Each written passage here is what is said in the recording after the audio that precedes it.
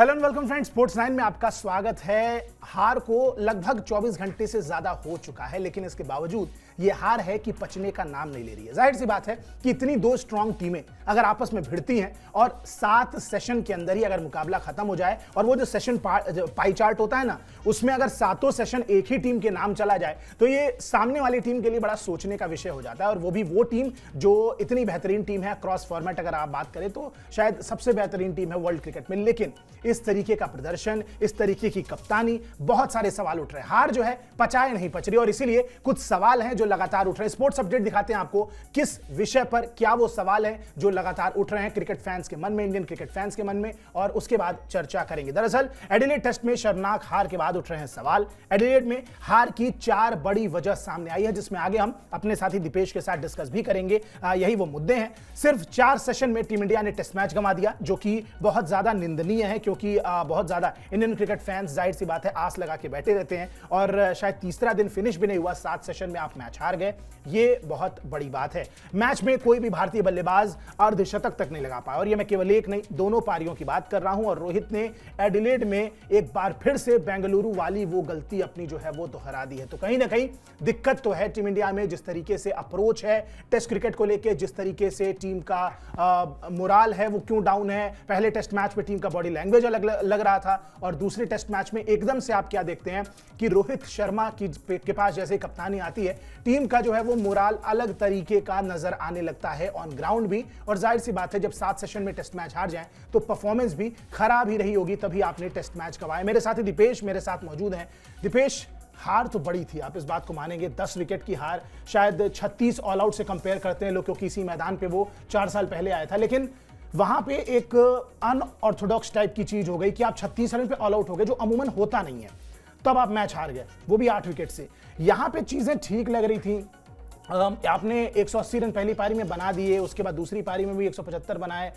यहां पे वो फाइट ही नजर नहीं आई। 136 जब आप 36 पे ऑल आउट हुए थे तो शायद वो फाइट एटलीस्ट नजर आई थी, यहां पे तो वो बात ही नजर नहीं आ रही है। ऐसा क्या था इस हार में? चुभने वाली हार है ये पूरी। बिल्कुल बिल्कुल चुभने वाली हार है जी। चुभने वाली इसलिए भी क्योंकि आप पर्थ में जीत कर आ रहे थे। सबसे बड़ी बात यह है, एक अच्छी कन्विंसिंग विक्ट्री मिली थी 300 रनों की, उसके बाद आप हारे हो 10 विकेट से। बात सीधी सी वही है कि एज अ टीम हमारा परफॉर्मेंस इस मैच में नहीं आ पाया। टुकड़ों में थोड़ा सा परफॉर्मेंस ज्यादा आया। मैं आप अगर एक पर्टिकुलर किसी भी खिलाड़ी की बात कर लूं, जसप्रीत बुमराह ने परफॉर्म किया तो बाकी गेंदबाजों ने नहीं किया। बल्लेबाजी में अगर किसी ने थोड़ा बहुत इंटेंट दिखाया तो बाकियों ने उसे सपोर्ट नहीं किया। नीतीश कुमार रेड्डी दोनों पारियों में 42 रन बनाकर अकेले ही लड़ते रह गए, तो बल्लेबाजी से तो किसी प्रकार का कोई सपोर्ट मिला ही नहीं, ऊपर से लेकर नीचे तक कोई सेटल्ड खेला ही नहीं। किसी को स्टार्ट मिला 20-22 रन का तो वैसे आउट हो गया। तो एज अ टीम परफॉर्मेंस नहीं आ पाई। कप्तानी में भी कुछ गलतियां हुई, टीम की ओर से भी गलतियां हुई। सिर्फ कप्तान को मैं यहां जिम्मेदार नहीं ठहराना चाहता। एक हार है, एक टेस्ट मैच की हार एक पूरी टीम की हार होती है, एक कंप्लीट फेलियर, मतलब मैं इसे यही कहूंगा। और बाकी तो अच्छा हो सकता था अगर एक ग्रुप में परफॉर्मेंसेज आती, जैसे पर टेस्ट में आई थी कि केएल राहुल ने 70 किए तो यशस्वी जायसवाल ने 160 किए, 100 विराट कोहली ने भी किए, बुमराह ने 5 लिए तो सिराज ने भी उनका, हर्षित राणा ने भी अच्छा साथ दिया। तो इस बार वो साथ की कमी थी, कहीं ना कहीं वो एक टीम, एक ग्रुप एफर्ट मिसिंग था, जिसकी वजह से इतनी खराब हार झेलने को मिली है। चलिए जी, इतनी खराब हार झेलने को तो मिली है, लेकिन इस हार के बाद जिन सवालों की हम बात कर रहे हैं वो सवाल अब बता देते हैं आपको कि भाई वो सवाल आखिर है क्या। 4 सवाल इंपॉर्टेंट हैं, 4 बड़े बड़े सवाल, जो ऐसे तो बहुत सारी चीजें हुई लेकिन 4 इंपॉर्टेंट सवाल थे जो कप्तान रोहित शर्मा से ही बिल्कुल पूछे जाने चाहिए। टॉस जीतकर पहले बैटिंग क्यों ली गई?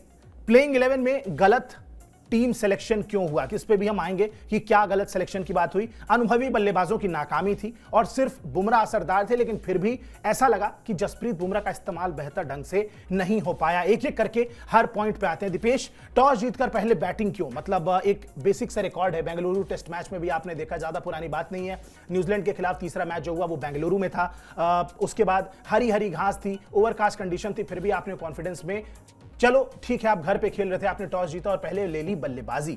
उसके बाद क्या होता है कि भाई आपकी पूरी टीम पहली पारी में ही 44 रन पे, if I am not wrong, all out हो जाती है और वहां से आप टेस्ट मैच वो गंवा देते हैं। वही सिमिलर कंडीशंस यहां पे थी, ओवरकास्ट कंडीशन, बारिश लगातार हो चुकी है, अंडर कवर्स थी, हरी घास छोड़ी गई है, मिचेल स्टार्क जैसा गेंदबाज है सामने, पूरा बॉलिंग अटैक ही खैर खतरनाक है, पिंक बॉल से टेस्ट मैच हो रहा है, उसके बाद भी टॉस जीतकर बॉलिंग कितना सही डिसीजन था, और डिसीजन तो सही नहीं था क्योंकि मिचेल स्टार्क ने 6 विकेट लेकर 180 रन पर पूरी टीम ढेर कर दी। तो बताया भी जा रहा था, पिच रिपोर्ट में भी हमने देखा कि कम से कम 250, 300, 350 की विकेट थी जहां पे टीम इंडिया 180 पे ऑल आउट हो गई। तो it was never a good decision.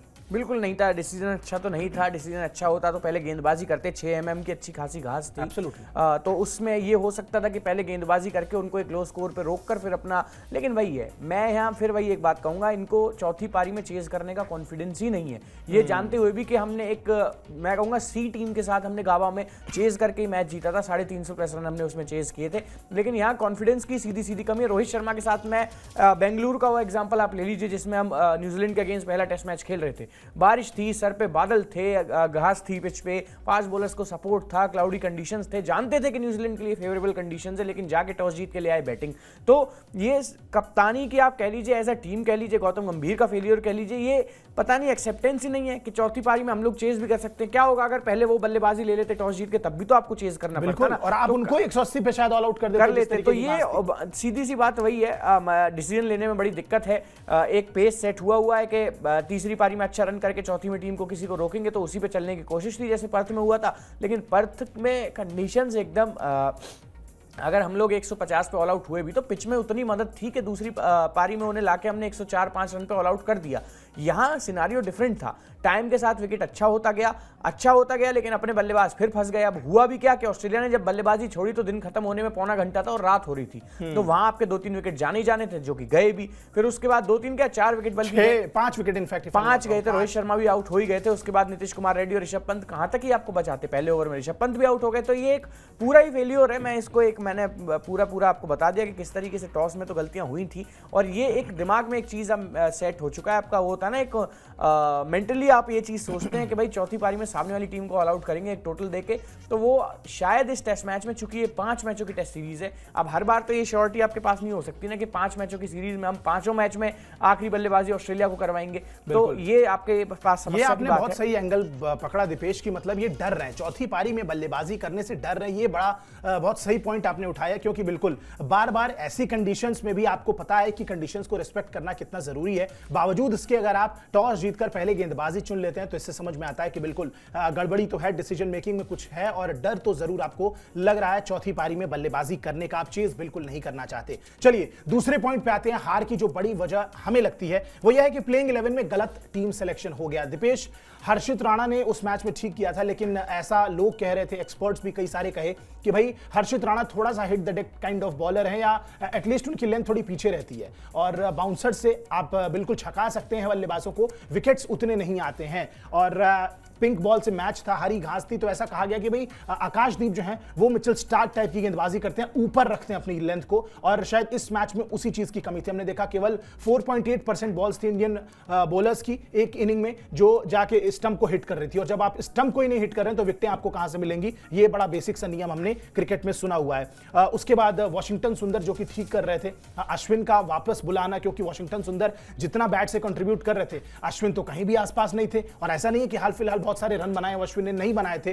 तो कहीं ना कहीं आप मानते थे कि अश्विन एज अ बॉलर तो नो डाउट प्लस होंगे वॉशिंगटन सुंदर से, लेकिन जो आप ऑलराउंडर के रोल में उनको लेके आ रहे थे बैटिंग यूनिट के लिए भी स्ट्रॉन्ग करने के लिए, वो काम शायद वो नहीं कर पाए। तो ये 1-2 सिलेक्शंस थे जिनको लेके सवाल उठे, बिल्कुल उठने चाहिए। बिल्कुल, और मैं एक ही बात कहता हूं, जो काम रविचंद्रन अश्विन ने किया, 1 विकेट मिला है मोटा मोटा मिचेल मार्श का, वो भी गलत डिसीजन था, बैट पे बॉल लगा ही नहीं था, उतना काम तो अगर मैं गलत नहीं हूं तो वॉशिंगटन सुंदर कर ही लेते। और अगर आपको एक बल्लेबाज के तौर पे अच्छा, जडेजा में क्या बुराई थी? जडेजा में भी मतलब कोई बुराई नहीं थी, बट वही एक लेफ्ट हैंडर्स का एंगल आता है ना दिमाग में थोड़ा सा, चलो वो तो कोई नहीं, बट जो काम उन्होंने किया, किसी लेफ्ट हैंडर को पहली बात तो आउट नहीं किया, आउट किया तो मिचेल मार्श को किया, उतना काम तो वॉशिंगटन सुंदर कर लेते, और आपको एक बल्लेबाजी के एंगल से एक शायद अच्छा बैट्समैन मिल जाता जो मुश्किल कंडीशंस में शायद आपके लिए 50 रन कर देता।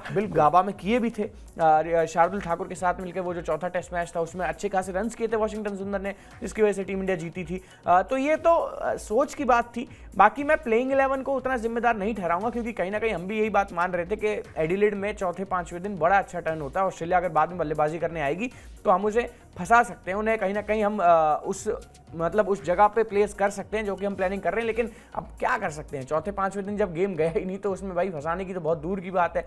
नेथन लायन ने भी उधर से कोई ओवर नहीं डाला, और ये मैं पहली बार देख रहा हूँ ऑस्ट्रेलिया इंडिया की सीरीज में ना नेथन लायन को विकेट ही मात्र 1 या 2 मिले अभी तक 2 टेस्ट मैच में, वरना अब तक तो हाईएस्ट विकेट टेकर्स की लिस्ट में अभी तक सीन में आई नहीं है, बिल्कुल सीन में ही नहीं है। मतलब अभी बात हो रही है सिर्फ मिचेल स्टार्क की, बहुत ज्यादा बात हो जा रही है पैट कमिंस की, ना जॉश हेजलवुड पूरी तरीके से सीन में, जबकि पंजा शायद उन्होंने भी लिया था पहले मैच में। बट वही बात है, अभी बहुत कुछ बचा है इस सीरीज में, थोड़ा सा पढ़ लीजिए, थोड़ा समझ लीजिए। एक तो समझ नहीं आता कि जब टीम रोहित शर्मा के आने के बाद चुनी जाती है तभी उसमें ऐसे फ्लॉज क्यों नजर आते हैं। यही टीम जब खिलाई थी जसप्रीत बुमराह ने पिछले मैच में 3 नंबर पे, जबकि शुभमन गिल से बड़ा छोटा कद रखने वाले, कद खेल के मामले में मैं कह रहा हूं, देवदत्त पडिक्कल नंबर 3 पे खेले थे और ध्रुव जुरेल खेले थे 6 पे। अब रोहित का और ध्रुव जुरेल का कोई क्या टक्कर, क्या कॉम्पिटिशन है, लेकिन टीम जीती थी। तो यहाँ एज अ यूनिट परफॉर्म करने की बात है, और उसमें एक कप्तान का बड़ा रोल होता है। खिलाड़ी तो मैं कहूंगा कि पहले टेस्ट मैच में कुछ भी नहीं थे जो दूसरे टेस्ट मैच में थे। वॉशिंगटन सुंदर और रविचंद्रन अश्विन में भी गेंदबाजी के मामले में जमीन आसमान का अंतर है, और 5 शतक तो लगे हुए हैं अश्विन के नाम भी। यही अश्विन है जिन्होंने सिडनी का टेस्ट जो ड्रॉ करवाया था पिछली बार। तो ऐसा कुछ नहीं है कि टीम में प्लेइंग 11 में कोई खराबी थी, कंडीशंस के हिसाब से टीम नहीं चुनी गई, ठीक थी टीम। हर्षित राणा को इसलिए भी बैक किया गया क्योंकि उन्होंने जो मैचेस था, जो प्राइम मिनिस्टर 11 के अगेंस्ट जो मैच हुआ था उसमें 4 विकेटें ली थी। तो seeing the record, his aggression, सब कुछ देखते हुए सूट तो करते थे इस कंडीशन को। लेकिन बात वही है ना कि एक समय पे हर एक खिलाड़ी का क्लिक होना बहुत जरूरी है to win a test match in Australia. सबसे बड़ी बात यह है क्योंकि आपको यहाँ ऐसा नहीं है कि एक बंदा, विराट कोहली ने 650 प्लस रन किए थे 2014 वाली सीरीज में, क्या वो अकेले टीम इंडिया को जिता ले गए? भाई आपको सपोर्ट तो चाहिए ना, गेंदबाजों का भी सपोर्ट चाहिए, बल्लेबाजों का भी चाहिए। इनफैक्ट मैं तो कहूंगा जिस औसत दर्जे की एकदम फील्डिंग रही है इस मैच में, फील्डर्स का बड़ा आपको सपोर्ट चाहिए होता है। तो ये सब चीजें देख के आप ऑस्ट्रेलिया में कोई टेस्ट मैच जीतते हो, इसी चीज की कमी थी, भारी कमी थी, जिसकी वजह से टीम इंडिया को ये टेस्ट मैच गंवाना पड़ा। चलिए जी, बिल्कुल ठीक बात है। और दीपेश ने कहा कि चौथे पांचवें दिन जब टर्न होना शुरू होती तो शायद वहां पे अश्विन और नाथन लियोन जो है वो गेम में आते, लेकिन अच्छी बात है, अनुभवी बल्लेबाज जो भारत के थे उन पे भी दोष मढ़ा जाना चाहिए, क्योंकि इस तरीके की पिंक बॉल टेस्ट मैच से खेलने का आपको तो एटलीस्ट कुछ मैचों का अनुभव था। और वहां पे जो आपका एक कलेक्टिव फेलियर हुआ, रोहित शर्मा जिस तरीके के कॉन्फिडेंस से लैक करते नजर आए, विराट कोहली के रन नहीं आए, और भी जो सीनियर खिलाड़ी हैं, शुभमन गिल को भी स्टार्ट मिला, कन्वर्ट नहीं किया, ऋषभ पंत को दोनों पारी में स्टार्ट मिला, ये भी एक बहुत बड़ा हिस्सा था। क्योंकि चलिए नए बल्लेबाज जो आए हैं उनसे आप नहीं एक्सपेक्ट कर सकते, पिंक बॉल पहली बार खेल रहे हैं। हो सकता है कि ऑस्ट्रेलिया में रन बनाना इतना आसान नहीं है, बट किसी को तो स्टेप अप करना पड़ेगा। बात वही दीपेश वाली है कि अगर आप एज अ यूनिट खेलते तो शायद इस मुकाबले में जीतते। इस मुकाबले में एज अ यूनिट परफॉर्मेंसेस नहीं आई और शायद यही हार की वजह बनी है। कोई भी नहीं चला, कलेक्टिव फेलियर था एक तरीके से। बिल्कुल कप्तान पे डिसीजन मेकिंग का दोष मढ़ा जा सकता है, लेकिन परफॉर्मेंस की जो बात है वो कहीं ना कहीं मुझे लगता है कि बल्लेबाजों और गेंदबाजों उन पर भी आनी चाहिए। और इसीलिए जो चौथा हमारा पॉइंट है वो भी बड़ा इंपॉर्टेंट है। रोहित शर्मा से ही सवाल होगा ये भी कि सिर्फ बुमराह असरदार नजर आए, लेकिन इसके बावजूद दीपेश उनका इस्तेमाल बेहतर ढंग से नहीं हुआ। आप बताइए, दूसरे दिन के पहले सेशन में बुमराह ने 2 विकेट ले लिए थे, वहां पे प्रेशर बनाने की जरूरत थी, ट्रेविस हेड थे वो सेट होने आए थे, लेकिन उस पूरे सेशन में बुमराह से केवल 4 ओवर कराए गए। ये कहां तक सही था तर्क? क्योंकि मोहम्मद सिराज और हर्षित राणा लगातार कर रहे थे, सिराज अच्छी गेंद कर रहे थे, हर्षित राणा तो शुरू से ही पिट रहे थे।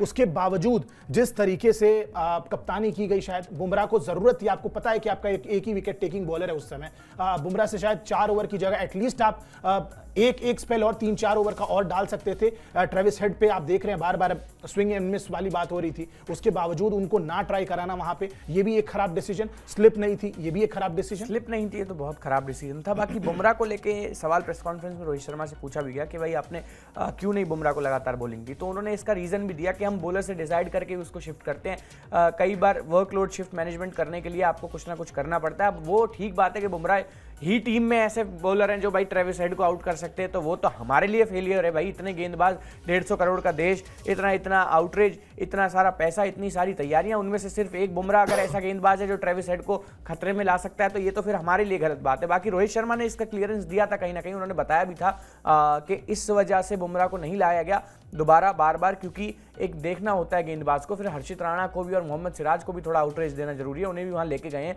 उन्हें भी खिलाना जरूरी है, मौके उन्हें भी मिले। और ऐसा नहीं है कि हर्षित राणा ने आउट नहीं किया, पर्थ टेस्ट की पहली पारी में तो हर्षित राणा ने आउट किया था। तो ये तो मैं फिर वही बात कह रहा हूँ, एक कलेक्टिव टीम फेलियर है, उसमें आप अकेला बुमराह या अकेला कोहली या अकेला जायसवाल या अकेला रेड्डी मैच नहीं जिता सकता। पूरी टीम को कहीं ना कहीं कुछ करना पड़ता, तब जाके टेस्ट मैच आपको जीतते। हो सकता है बुमराह आउट कर देते, तब तो उन्हें बिठाना पड़ता, उसके बाद अगर कोई और बल्लेबाज 100 कर देता, क्योंकि बल्लेबाजी तो और भी थी, कैरी क्या पता 100 कर देते, फिर आप ये कहते कि ट्रेविस हेड को तो आउट कर दिया बुमराह ने, फिर बुमराह को कैरी के सामने क्यों नहीं लगाया गया। तो ये तो टाइम की बात है, एक टीम एफर्ट नहीं आ पाया, जिसकी वजह से टीम शायद ये मैच हार गई। चलिए जी, टीम शायद ये मैच हार गई, लेकिन हार का घाटा भी हुआ है टीम इंडिया को। एक हार मिली लेकिन पोजीशन 2 गिर गई नीचे। क्या है पूरा मामला, अपडेट के जरिए आपको बताते हैं, उसके बाद इस पर भी चर्चा करेंगे। WTC के पॉइंट्स टेबल में बहुत बड़ा फेरबदल नजर आया है। एडिलेड टेस्ट मैच हारते ही टीम इंडिया के लिए बुरी खबर सामने आई, जहां पे WTC का जो पॉइंट्स टेबल था वहां से नंबर 1 पर टीम इंडिया थी इस टेस्ट मैच के पहले, वो ताज टीम इंडिया से छीन लिया गया। फाइनल की उम्मीदों को भी झटका लगा है और WTC में अब टीम इंडिया जो है वो तीसरे नंबर पे पहुंच गई है और जीत के साथ नंबर 1 पर ऑस्ट्रेलिया की वापसी हो गई है दीपेश। और यहां से साउथ अफ्रीका जो है वो दूसरे नंबर पे है और साउथ अफ्रीका की टीम बड़ी स्ट्रांग भी है, क्योंकि घर में अगर वो दूसरा टेस्ट मैच श्रीलंका को हरा देते हैं, जिसमें वो बड़े स्ट्रांग पोजीशन में भी चल रहे हैं, अगर ऐसा हो जाता है तो मुझे लगता है कि वो नंबर 1 पे चले जाएंगे, ऑस्ट्रेलिया नंबर 2 पे, टीम इंडिया नंबर 3 पे तो रहेगी, लेकिन नंबर 3 पे और ज्यादा डिफरेंसेस बढ़ जाएंगे। कितनी मतलब जरूरी थी इस मैच में जीत, और अब WTC के लिहाज से कितना इंपॉर्टेंट हो जाएगा, क्योंकि अब प्रेशर आप पे है कि आपको एटलीस्ट 4-1 रिजल्ट करना है। अगर आप बिना किसी इफ बट के पहुंचना चाहते हैं फाइनल में, तो अगले तीनों मैच आपको जीतने हैं। क्या ये पॉसिबल नजर आता है इस टीम के साथ? दूसरी चीज कि अगर नजर आता भी है तो क्या प्लानिंग रह सकती है, मतलब किस तरीके से इंडियन मैनेजमेंट इस सिचुएशन को देखेगा कि 3 टेस्ट मैच बचे हैं और अब तीनों हमें जीतने हैं WTC का फाइनल खेलने के लिए। बहुत मुश्किल है ये, मतलब अब इस यहाँ से तो एकदम आपके लिए ना सिचुएशन एकदम करो या मरो जैसी ही हो चुकी है। वैसे तो इस पूरी सीरीज में करो या मरो जैसी सिचुएशन थी, बट फिर भी टीम इंडिया ने कहीं ना कहीं अच्छा प्रदर्शन कर दिया था। एक वर्ल्ड टेस्ट मैच जीत के एक आस कहीं ना कहीं बढ़ गई थी, लेकिन अब ये वाला जो मैच आप हारे उसके बाद 3 मैचेस अब रह गए हैं, 3 मैचेस रह गए हैं, तो तीनों जीतने जरूरी हैं। अगर क्लियर शायद ये हार आती, लेकिन चौथे या 5वें टेस्ट मैच में आती तो इतना फर्क नहीं पड़ता, दूसरे मैच में आ गई है। वही बात है ना कि ऑस्ट्रेलिया को आप लगातार इतने सारे टेस्ट मैचेस हरा भी नहीं सकते हो, रोक भी नहीं सकते हो। सीधी बात यही है कि मैं आपको यही एक क्लियर बता दूं कि 3 मैचेस यहाँ से ऑस्ट्रेलिया को हराना बड़ा मुश्किल है। एक मैच शायद आप गाबा में जीत जाओ, लेकिन मेलबर्न में फिर दिक्कत हो सकती है, या फिर आपको सिडनी में फिर दिक्कत हो सकती है, जो 5वां टेस्ट मैच है। तो ये ऑस्ट्रेलिया है, यहाँ इक्वली रहेगा।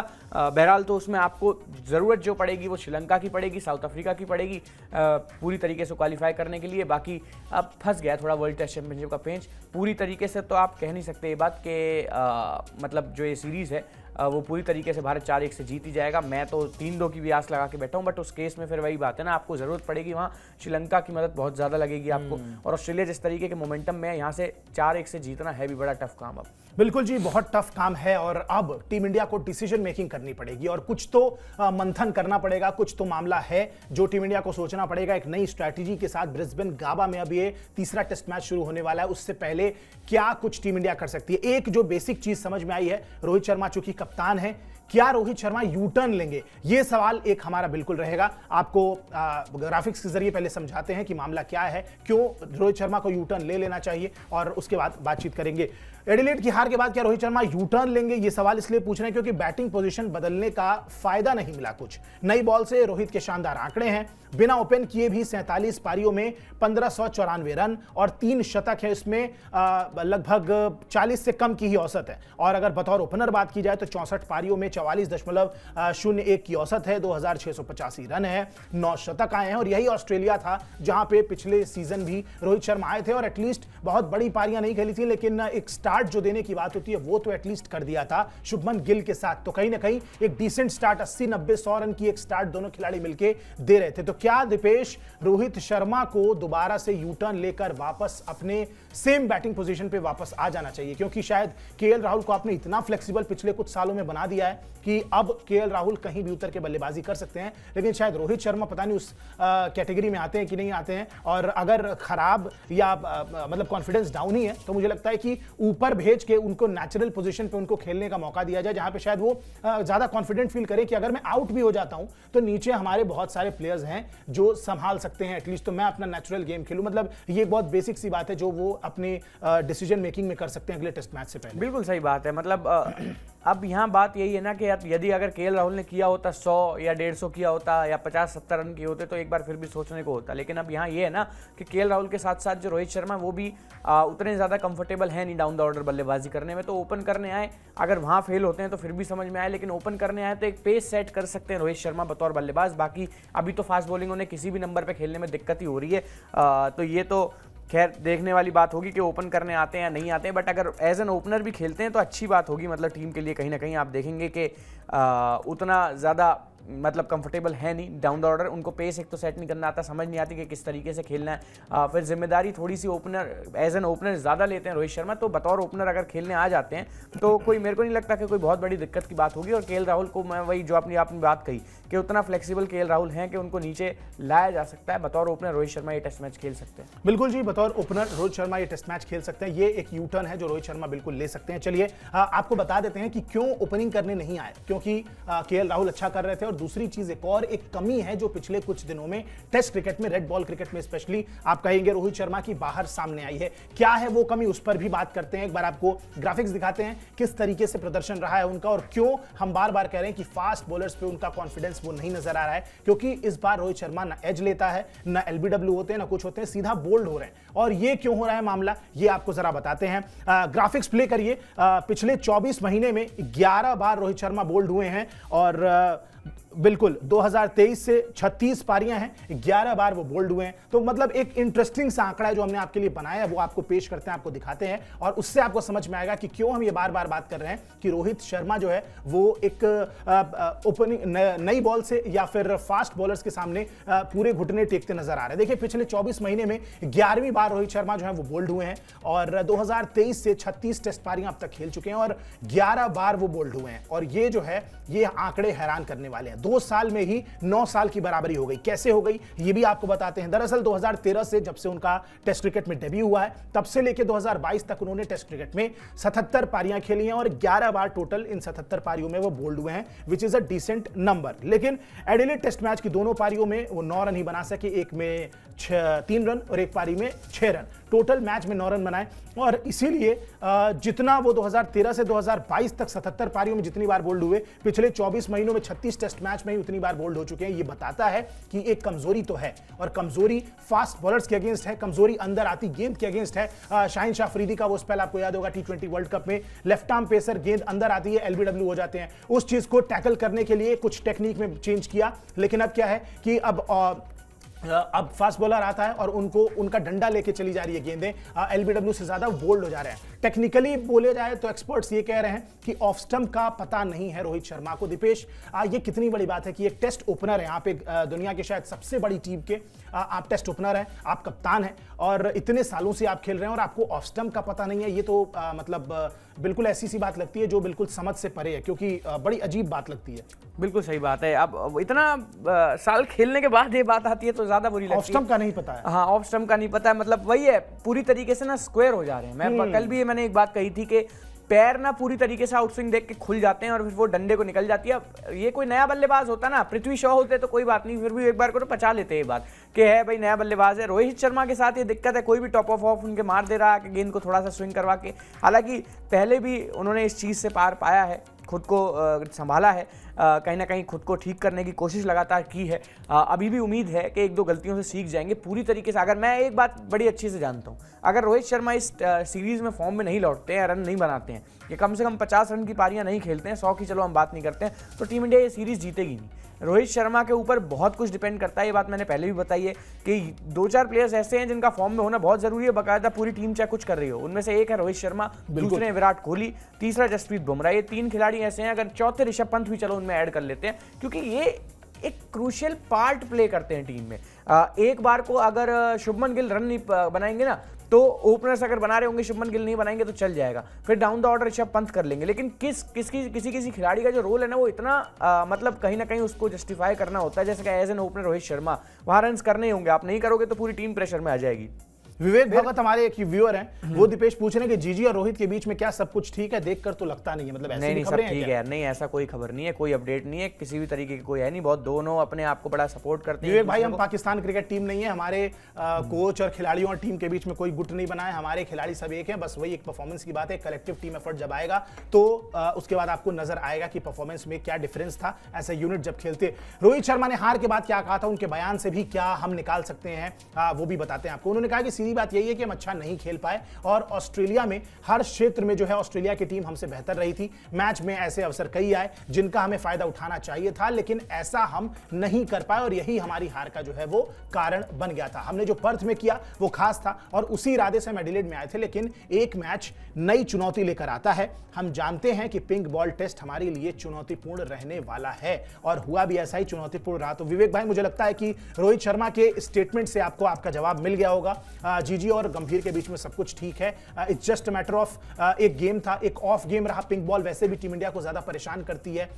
ऑस्ट्रेलिया ने कमाल की जो है गेम खेला, बेहतर पारी थी उनकी अच्छी तरीके से। और मुझे लगता है इस तरीके की कोई दिक्कत तो बिल्कुल भी नहीं होनी चाहिए कि कोई डिफरेंसेस आ रहे हैं या क्या आ रहे हैं। यही टीम है, एज ए यूनिट इतनी सारी चीजें की हैं, इतनी सारी जीत मिली हैं, तो इस तरीके के क्वेश्चंस तो बिल्कुल नहीं उठने चाहिए। बिल्कुल नहीं उठनी चाहिए, ये तो खैर बिना फालतू की बात है। अगर ठीक है, आपने सवाल पूछा, अच्छी बात है, हमें बताने में बड़ा वो है, बट अगर ऐसे र्यूमर्स आपको कहीं सुनने में आ रहे हैं या कुछ ऐसी बातें सुनने में आ रही हैं तो ये गलत है। मतलब अभी ऐसा कुछ नहीं है, होता तो यार बड़ी जल्दी ये चीज़ें ब्रेक हो जाती हैं, बॉडी लैंग्वेज से समझ में आ जाता है। जीजी थोड़े शांत हैं, ये आप देख सकते हो। अगर उन्होंने आईपीएल जिताया श्रेयस अय्यर के साथ, तो श्रेयस अय्यर के साथ भी कोई केमिस्ट्री ऐसी नहीं थी कि हंस हंस के खेल के बात कर रहे थे। बट हाँ, ये है कि ऐसी कोई पंगे वाली बात नहीं है। बट टीम यही है, थोड़ा सा दिक्कत की बात ऐसा ही कि रोहित के अंडर वैसा परफॉर्मेंस अभी नहीं आ पा रहा है। एक दो टेस्ट मैचेस जीतेंगे तो फिर आप ही कहेंगे कि रोहित और जीजी के प्लान्स बड़े सफल रहे, तो कोई दिक्कत वाली बात नहीं है। अभी ऐसा तो कुछ नहीं है, खेल में दिक्कतें हैं लेकिन इस चीज में दिक्कत नहीं है अभी। चलिए, इस चीज में दिक्कत नहीं है, बिल्कुल इस बात पे आप निश्चिंत रहिए और उम्मीद करेंगे कि ब्रिस्बेन गाबा में टीम इंडिया को वही पुरानी सीरीज का अपना मैच याद आ जाए, जहां पे